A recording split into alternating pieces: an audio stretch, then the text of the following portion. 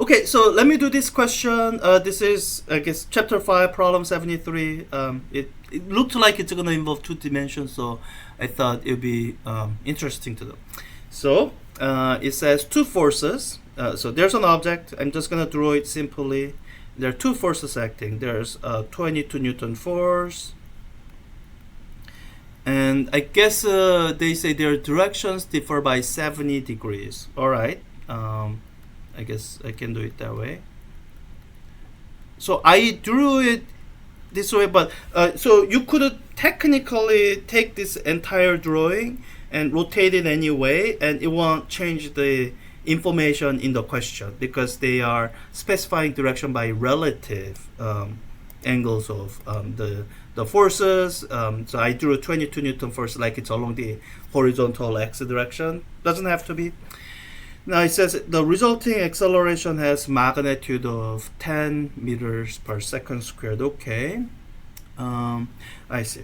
So I'm gonna have to work with the net force at some point. So let me kind of draw a graphical representation of that. By the way, these drawings are not to scale. I'm realizing after having drawn it that should be longer than that.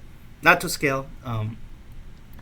So I'm doing head to tail addition of these two forces. And when they're drawn that way, the sum of those forces, this is the net force. So I'm given enough information to calculate the net force or the magnitude of the net force, and I can relate the magnitude of the net force with the acceleration being in the same direction, and we are given the magnitude of 10 meters per second squared, and I think I can set up an equation that will lead me to the mass of the body.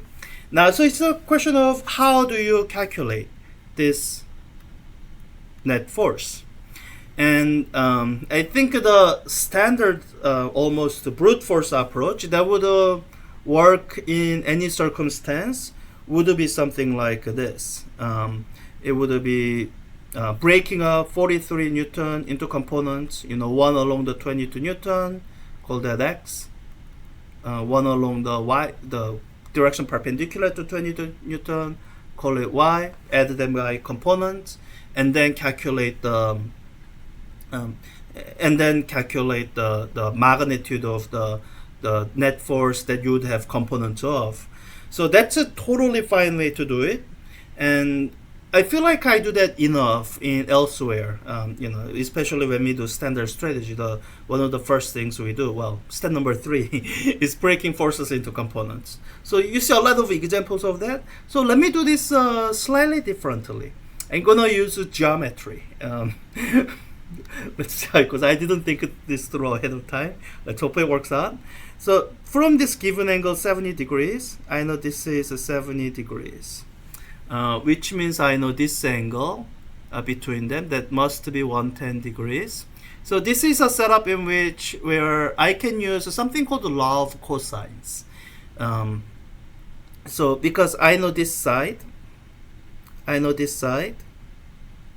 and I know the angle between them, then there's something called the law of cosines that gives me the length of this vector, this side of a triangle, in terms of these other things that I wrote in white. So let me first start by writing down law of cosines. I hope I remember.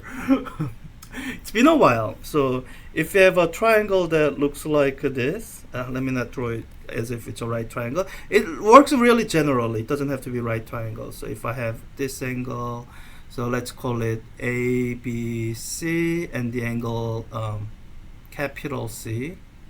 Then the law of cosine says c squared is a squared plus b squared.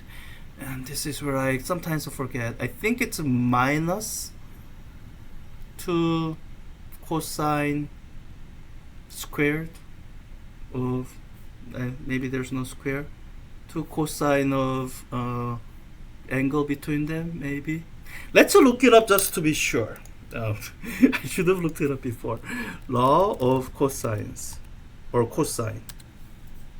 Law of cosines says c squared is a squared plus b squared minus 2. I forgot the magnitudes a and b. Good thing I looked up.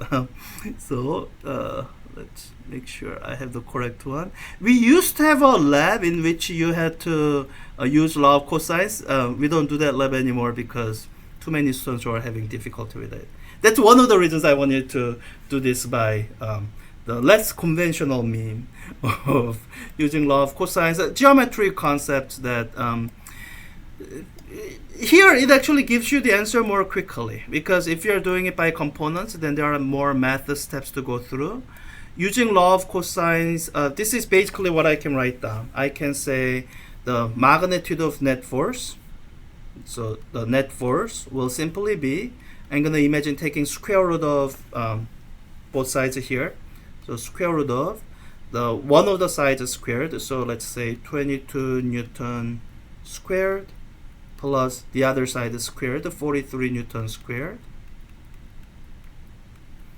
minus 2 times the product of these two. So 22 Newton times 43 Newton times cosine of the angle between them, 110 degrees. I think that's a negative value.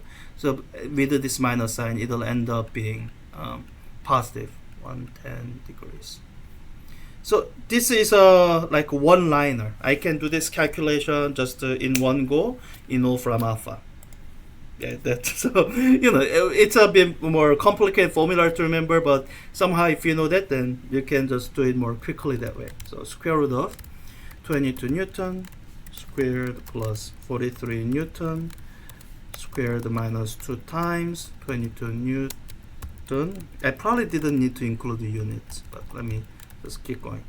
Times cosine of 110 degrees. That'll give me an answer in newtons. That should be the net force. Now that's not the answer. So once you have the net force, what you have to use is Newton's second law. So Newton's second law says that net force is equal to mass times acceleration. We just calculate net force. We are given the acceleration. So we can solve this for mass. Mass is the net force that we just calculated divided by acceleration.